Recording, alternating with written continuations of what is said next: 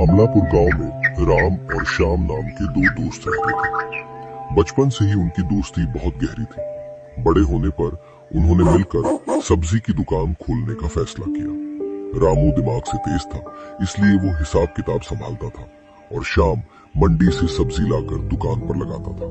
उनकी दुकान अच्छी चलने लगी। पास ही नीलेश की दुकान थी, लेकिन उसके ग्राहक कम होने लगे। जलन में आकर नीलेश ने दोनों की दोस्ती तोड़ने की योजना बनाई।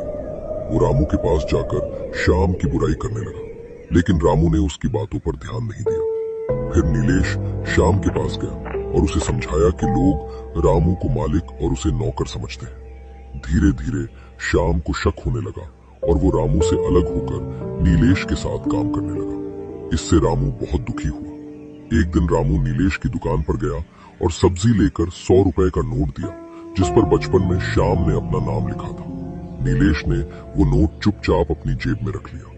रामू ने श्याम से कहा कि नीलेश बेईमानी कर रहा है, क्योंकि मैंने दिया हुआ 100 का नोट उसने अपनी जेब में रख लिया है। जब श्याम ने चेक किया तो सच सामने आ गया। उसे समझ आ गया कि नीलेश उनकी दोस्ती तोड़ना चाहता था। श्याम को अपनी गलती का एहसास हुआ और वो वापस रामू के साथ चला गया। उनकी दोस्ती फिर से पहले जैसी मजबूत हो गई। सीतापुर गांव में रमेश अपनी बेटी सरला के साथ रहता था। वो अपनी जमीन बेचकर सरला को शहर पढ़ने भेज देता है। उसी गांव में केशव नाम का एक लालची और घमंडी जमींदार रहता था। वो किसानों को जमीन देकर कठिन शर्तों में फंसाकर उनकी फसल हड़प लेता था। मजबूरी में रमेश भी उसकी जमीन पर खेती करता है, लेकिन फसल तैयार होते ही जमींदार कागज दिखाकर सारी फसल ले जाता है। रमेश बहुत दुखी हो जाता है। जब सरला शहर से लौटती है तो पिता से पूरी बात जानती है। वह जमींदार के पास जाकर खेती के लिए जमीन मांगती है। जमींदार शर्त रखता है, ऊपर का हिस्सा उसका और नीचे का सरला का।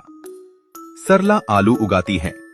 फसल के समय जमींदार हैरान रह जाता है, क्योंकि आलू नीचे उगते हैं और सारा फायदा सरला को मिलता है। फिर जमींदार दूसरी शर्त रखता है, नीचे का हिस्सा उसका, ऊपर का सरला का। इस बार सरला गेहूं बोती है और ऊपर का हिस्सा लेकर चली जाती है। तिल मिलाकर जमींदार तीसरी शर्त रखता है, ऊपर और नीचे उसका, बीच का सरला का।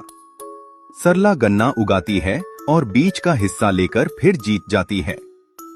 अब जमींदार को अपनी गलती का एहसास होता है और वह किसी किसान के साथ अन्याय नहीं करता।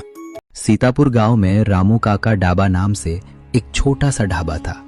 रामू काका वहां गरीब और गांव के लोगों को बहुत कम दाम में खाना खिलाते थे, लेकिन उनका बेटा सुरेश घमंडी था। जब भी कोई गरीब खाना मांगने आता, वो उसे धक्का देकर भगा देता। ये सब देखकर रामू काका बहुत दुखी हो गए और बीमार पड़ गए। अब ढाबा सुरेश संभालने लगा, लेकिन धीरे धीरे ग्राहक कम होते गए और उसकी हालत खराब हो गई। तब उसे समझ आया कि ग्राहक ही भगवान होते हैं। उसने अपने पिता से माफी मांगी और उनके बताए रास्ते पर चलना शुरू किया।